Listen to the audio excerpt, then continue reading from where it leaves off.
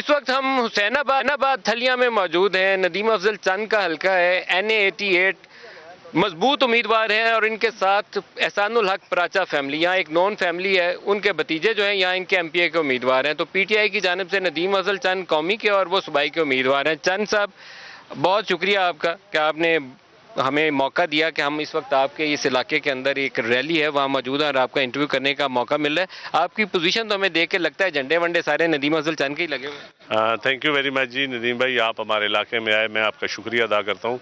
और इंशाल्लाह ताला इस इलाके ने तकरीबन फैसला कर लिया है कि यहाँ कोई सीट भी नून लीग को नहीं मिलेगी।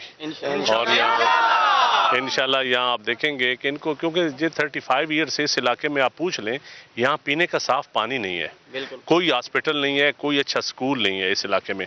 और यहाँ से नून लीग का MPA तीसरी दफ़ा जीता है, 3 दफ़ा लगातार वो जीता है। अब वो मेरे मुकाबले में MNA का कैंडिडेट है, तो उनकी कारकर्दगी की वजह से यहाँ के लोगों ने उनको रिजेक्ट कर दिया। वो नून काफ और नून वो सफर जरा चक्कर लगा के, हाँ, वो नून काफ और नून का चक्कर वो वायलेशन करके फ्लोर क्रॉसिंग करके गए थे।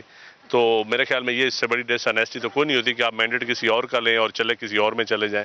तो अच्छा, ये काफी देही इलाका है, आपकी पूरी कॉन्स्टिट्यूएंसी, हमने पूरा वो भेरा का मोटरवे से उतर के यहाँ तक का पूरा चक्कर काटा है। वो वहाँ पे भी होकर आए हैं जहाँ पर वो बड़ी एक नॉन प्लेस है तारीखी एतबार से, अगर देखा जाए कि हाथीवेंड से होकर आए हैं।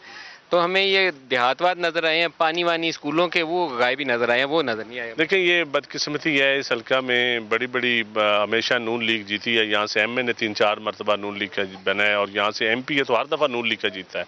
लेकिन बदकिस्मती है कि इस इलाके में, और इसी इलाके में आप चले जाएं, आपको बिजली के बगैर कोई इलाका नहीं मिलेगा। फेडरल गवर्नमेंट, पिछले मैं 5 साल MP जब रहा हूँ, MNA रहा हूँ, तो मैंने तो यहाँ बिजली और गैस का काम करवाया। जो प्रोविंशियल मैटर थे वो सारे ये बैकवर्ड है तकरीबन।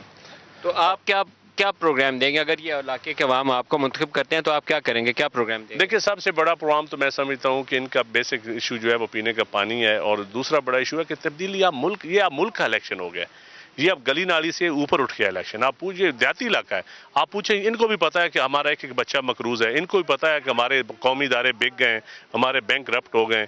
इन लोगों को भी पता है कि पाकिस्तान इंटरनेशनली इस वक्त तनाई का शिकार है, उसकी फॉरेन पॉलिसी फेल हो चुकी है। हर लिहाज से ये समझते हैं कि गुड गवर्नेंस, अब ये चाहते हैं कि अच्छी हुक्मरानी आए, जो इन लोगों को एक तब्दीली आए, ऑटोमेटिकली अच्छी हुक्मरानी आएगी, अच्छी गवर्नेंस आएगी, तो ग्रास लेवल से लेकर टॉप लेवल तक एक अच्छी तब्दीली आएगी। क्यों भाई? सबसे एक सवाल है, चंद साहब जो बातें फरमा रहे हैं, आप सोचते हैं कि इनके आने से ये कोई काम फर्क करके दिखाएंगे? इंशाल्लाह।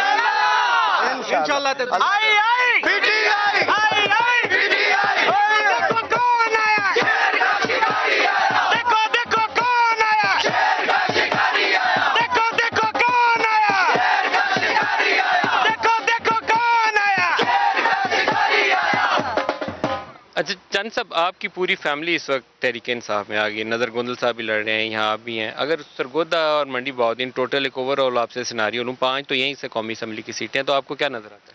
देखिए जी, मेरे ख्याल में तो अब सरगोदा में तो कोई सीट ऐसी नहीं है जो मिले नून लीग को। हालांकि ये नून लीग का मजबूत गढ़ होता था, लेकिन नदीम भाई इस वक्त जो सूरत हाल है ना, कि नून लीग सजा याफ्ता होने के बाद लोगों को पता है कि इनका लीडर करप्ट डिक्लेयर हो चुका है। जब अदालतें डिक्लेयर कर दें तो फिर कोई चारा नहीं रहता। और फिर उन्होंने किया कुछ नहीं है ना, एक ऑरेंज ट्रेन और मेट्रो ट्रेन बना देना, ना बिजली का, ना कोई डैम्स के ऊपर काम किया। बिजली आप आज भी देखें, इन इलाकों में अब नहरी पानी नहीं है, नहरी पानी यहाँ ख़त्म हो गया है डैम्स की वजह से, कोई हमारी वाटर पॉलिसी की वजह से।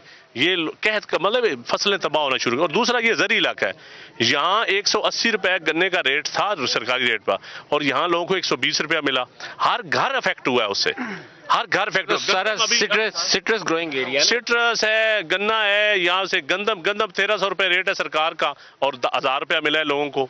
और ये आपको यूथ नजर आ रही है, इनसे पूछे 30 सालों में इनको कोई नून लीग ने एक नौकरी भी दी है? एक नौकरी नहीं दी। अच्छा, हम सोचते थे आपका मुकाबला पड़ेगा, मैच होगा आपका पीर हसनात के साथ, वो हमें पता चला लंदन की सैर कर रहे हैं, ये क्या होगा? नहीं, उनकी जमात ने उनको टिकट नहीं दिया। अब ये नून लीग का अंदरूनी मामला है, इंशाल्लाह मैच है ही कोई नहीं नदीम भाई, इंशाल्लाह।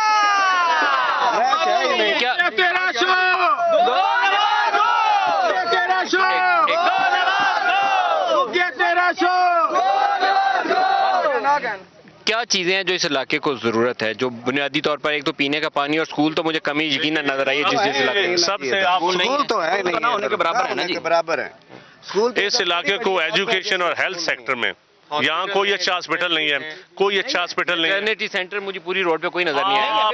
आप यहाँ की अगर औरत बीमार हो जाए, उसको जचगी की हालत में यकीन जाने सिर के वो मरेगी, ये मैं अगर झूठ बोल रहा हूँ तो इन लोगों से पूछ लो, कोई इलाज की सहूलत नहीं है। ये सेंटर पंजाब है, यहाँ आप कहते हैं गुड गवर्नेंस है।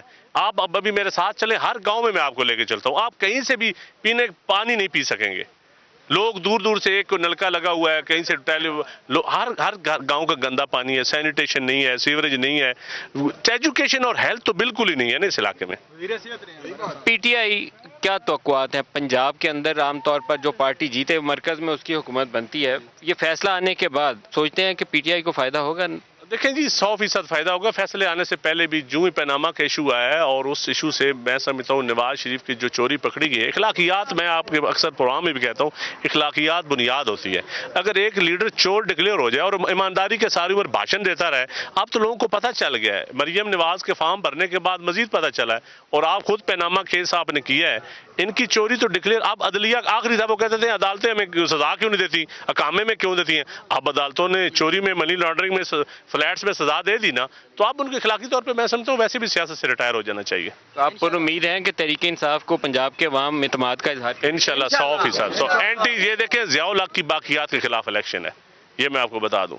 जिन लोगों ने इस मुल्क में कलाशनकोफ कल्चर, हेरोइन कल्चर, यहाँ मजहबी मुनाफरत, ये सब चीज़ें फैलाने वाला ये तबका है। रियासत के बलबोते पर ये इलेक्शन लड़ते थे हमेशा, रियासती इदारों के बलबोते पर, और इस दफ़ा रियासती इदारे इनके पीछे से हटे, इनका वजूद भी नहीं रहेगा।